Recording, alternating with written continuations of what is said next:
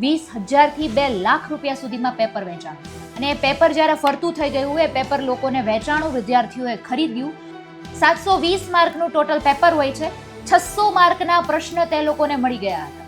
નીટની પરીક્ષા 2024નો હજુ વિવાદ શાંત નહોતો થયો. ફરી એકવાર નીટની પરીક્ષા આવીને નીટની પેપરને લઈને લીક થઈ ગયું છે. નવા સમાચાર પડતા નીટ 2026ની પરીક્ષાઓ પૂર્ણ થઈ ગઈ છે, પણ તપાસમાં ઘટસ્ફોટ થયો કે એનું પેપર તો એક મે જ વિદ્યાર્થીઓને હાથમાં આવી ગયું. તપાસ કરી ત્યારે ખબર પડી કે આ પરીક્ષાના લીકનો જે આખો છેડો છે કેરળમાં મળ્યો. નમસ્કાર, આપની સાથે હું આકાંક્ષા. તમે જોઈ રહ્યા છો ઓવર રાજકોટ. સમાચારની ગંભીરતા જ્યારે સમજવાનું બંધ થઈ જાય, કોઈ પણ સમાચાર આપણી સામે આવે ને સમાચાર આપણને લાગે જ નહીં, ત્યારે જાગી જવું ખૂબ જરૂરી છે અને ત્યારે એ વિષયમાં વિચાર કરવો ખૂબ જરૂરી છે.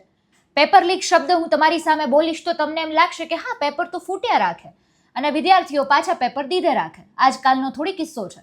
આવા તો કેટલાય કિસ્સાઓ સામે આવી ગયા કે પેપર ફૂટી ગયા હોય, વિદ્યાર્થીઓએ મહેનત કરી હોય, પછી આંદોલન કરવામાં આવે, ધરણા કરવામાં આવે ને પછી પરિસ્થિતિ યાની યા જ વર્તુળ ફરીને પાછું એ જ મીંડા ઉપર આવીને ઊભું રહી જાય છે. નીટની પરીક્ષા 2024નો હજુ વિવાદ શાંત નહોતો થયો. 2024માં એટલો વિવાદ થયો. ફરી એકવાર નીટની પરીક્ષા આવીને નીટની પેપરને લઈને લીક થઈ ગયું છે. નવા સમાચાર ફરતા થઈ ગયા. 3 મેના રોજ નીટની પરીક્ષા લેવામાં આવી. નીટ 2026ની પરીક્ષાઓ પૂર્ણ થઈ ગઈ છે, પણ તપાસમાં ઘટસ્ફોટ થયો કે એનું પેપર તો એક મે જ વિદ્યાર્થીઓને હાથમાં આવી ગયું હતું. 720 માર્કનું ટોટલ પેપર હોય છે. 600 માર્કના પ્રશ્ન તે લોકોને મળી ગયા હતા. અને એ પેપર જ્યારે ફરતું થઈ ગયું, એ પેપર લોકોને વેચાણું, વિદ્યાર્થીઓએ ખરીદ્યું. 20,000થી 2 લાખ રૂપિયા સુધીમાં પેપર વેચાણું છે. અને એ પેપર જ્યારે આપવામાં આવ્યું, હવે આ બધાની વચ્ચે એ વિદ્યાર્થીઓને શું સમજવાનું કે જેઓ આખું વર્ષ મહેનત કરે છે, નાના હોય ત્યારથી એમના સપના તૈયાર થઈ ગયા હોય કે મારે નીટની પરીક્ષાઓ આપવી છે, મારે આ પોઝિશન સુધી પહોંચવું છે, મારે આ બનવું છે, આ બનવું છે, અને આખી જિંદગી એ મહેનત કરે છે. અને પછી હવે એ વિદ્યાર્થીને સાંભળવા મળે કે બેટા, તમે જે પરીક્ષા આપી એ પરીક્ષાનું પેપર તો ફૂટી ગયું છે. તો એ વિદ્યાર્થીને કઈ દિશા લેવાની, એ વિદ્યાર્થીને કઈ લાઈનમાં જવાનું, એનો જવાબ કોણ આપશે? રાજસ્થાન એસઓજીએ આ વિષયમાં ઊંડાણથી તપાસ શરૂ કરી દીધી. તપાસ કરી ત્યારે ખબર પડી કે આ પરીક્ષાના લીકનો જે આખો છેડો છે કેરળમાં મળ્યો. કેરળની એક કોલેજમાં અભ્યાસ કરતો એક વિદ્યાર્થી, MBBSનો એ વિદ્યાર્થી છે. એ વિદ્યાર્થીએ સૌથી પહેલા સીકરમાં પેપર પોતાના મિત્રને મોકલ્યું હતું અને ત્યારથી પછી ધીરે ધીરે આ કનેક્શન એટલું બધું વધી ગયું અને ઘણા બધા વિદ્યાર્થીઓ સુધી પહોંચી ગયું.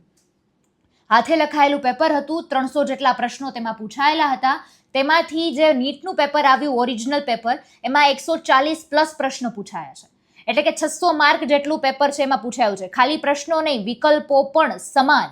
એટલે આ દિશામાં અત્યારે તપાસ ચાલી રહી છે. દરેક પ્રકારના કનેક્શન ખોલવામાં આવી રહ્યા છે અને આ દિશામાં કેટલા પણ લોકો હશે તેની સામે કાર્યવાહી કરવામાં આવશે. આવી બધી વાત પણ કરવામાં આવી રહી છે. પણ ફરીને પ્રશ્ન ત્યાં જ આવીને ઊભો રહે છે કે આવી બધી બાબતો સામાન્ય ગણવામાં કેમ આવે છે? આવી બધી બાબતો વારંવાર કેમ થાય છે? એવા કોઈ પગલાઓ, એવા કોઈ કાર્યવાહી કે એવા કોઈ નિયમ કેમ નથી બનાવવામાં આવતા કે આવી કોઈ વસ્તુઓ ન બને? ખાલી નીટની બાબત નથી, કોઈ પણ સરકારી પરીક્ષા હોય તો તેના પેપર ફૂટ્યા હોય, પેપર લીક થયા હોય, પ્રશ્નો બની ગયા હોય ઓલરેડી લોકોને, વિદ્યાર્થીઓને. આ બધાની વચ્ચે સિસ્ટમ ક્યાં નબળી પડે છે? પહેલા તો એ પ્રશ્ન છે. સિસ્ટમ નબળી પડે છે, તેની સામે કોઈ કાર્યવાહી કરવામાં નથી આવતી, એ સૌથી મોટો પ્રશ્ન છે. અને જ્યારે આપણે જાણીએ છીએ કે દરેક પેપરમાં દરેક વસ્તુએ આવું થતું હોય છે, તો હજુ પણ એવા કેવા લોકો બેઠેલા છે કે જે લોકો હજુ એ પૈસા માટે વિદ્યાર્થીઓના કરિયર સાથે રમત કરી લે છે. ઘણા બધા ગંભીર પ્રશ્નો છે. સમગ્ર મુદ્દાને તમે કઈ રીતે જોવો છો એ કમેન્ટમાં જણાવજો. ફરી મળીશું. અમને રજા આપશો. નમસ્કાર.